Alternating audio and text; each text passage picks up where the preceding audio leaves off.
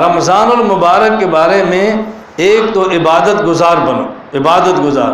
ایک صحابی نے پوچھا یا رسول اللہ لیس کلنا ما یجد، لیس کلنا یجد ما یفطر الصائم، اللہ کے نبی ہر بندے کے پاس ہم میں سے اتنے پیسے نہیں ہیں کہ ہم روزہ افطار کرائیں، ہم میں سے تو بہت غریب لوگ ہیں۔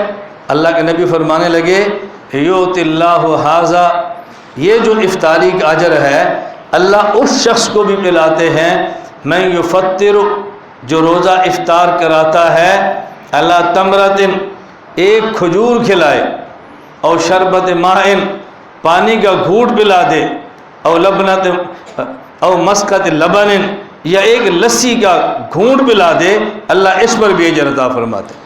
اس کے لیے کوئی بہت لمبی چوڑی ڈشیں بنانے کی ضرورت نہیں ہے، لیکن افطاری کا معنی یہ نہیں ہے کہ افطار پارٹیاں ہوں، نماز چلی جائے افطار پارٹی شروع ہے، یہ پارٹیاں اللہ کو پسند نہیں ہیں۔ روزے دار کی افطاری کرائیں، افطار پارٹیاں نہ کرائیں۔ افطار پارٹی تو سیاست ہے، وہ تو جشن ہے، وہ تو چدراہٹ ہے، وہ تو اپنے مال کی نام و نمود ہے، اس کا تو مقصد یہ نہیں ہوتا کہ روزے دار بندے کو کھلانا ہے۔ اس کے لیے کوئی غریب تلاش کرو، تو مستحق تلاش کرو۔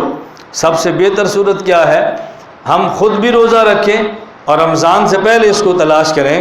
بے ہمارے محلے میں، خاندان میں، ہمارے گاؤں میں مزدور آدمی ہے، جو کہ بھی رمضان کا مہینہ تم مزدوری نہ کرو، تمہیں مزدوری کے جتنے پیسے ملتے ہیں میں یہ بھی دوں گا، تمہیں سحری افطاری بھی کراؤں گا، تم رمضان کا مہینہ صرف عبادت کرو، بس اس پر پیسے خرچ کریں۔ ایک افطار پارٹی بھی جو 15,000 20,000 لگانے ہیں، وہ افطار پارٹی کے بجائے ایک مزدور کو اپنے ذمہ لے لیں، ایک غریب کو اپنے ذمہ لے لیں، اس کی افطاری کرائیں۔ تو رمضان المبارک میں روزے کی افطاری اور سحری کا بہت اہتمام کریں۔ اچھا، یہ بھی آپ کو سن کر دیکھ کر حیرانگی ہوتی ہوگی، میں تو بہت حیران ہوتا ہوں کہ افطار پارٹیاں ہوتی ہیں، سحر پارٹیاں نہیں ہوتی۔ افطاری پر زور لگتا ہے، روزہ رکھوانے پر نہیں لگتا۔ بھئی آدمی روزہ رکھے گا تو پھر روزہ کھولے گا نا، جو رکھ نہیں سکتا بیچارے کا کھولا کہ کہاں سے؟ تو کھولنے کے لیے تو دیگیں پر دیگیں آ رہی ہیں اور روزہ رکھوانے کا کوئی انتظام نہیں۔ اس کا مطلب یہ ہے کہ روزہ کھولنے کا انتظام بھی ہونا چاہیے اور روزہ رکھنے کا انتظام بھی ہونا چاہیے۔ لیکن جو وجہ ہمیں سمجھ آتی ہے کہ احادیث مبارکہ میں عام طور پر روزہ کھلوانے کے فضائل بہت بیان فرمائے، عام طور پر افطاری کے، اور ہمارے معاشرے میں بھی افطاری کا اہتمام بہت ہوتا ہے۔ اس کی وجہ یہ ہے کہ روزہ رکھنے کے لیے کھانا اور پینا کوئی شرط نہیں ہے۔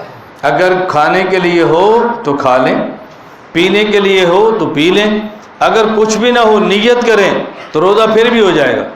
لیکن افطار صرف نیت سے نہیں ہوتا، افطار ہوتا ہے جب آدمی کچھ کھائے یا کچھ پیے۔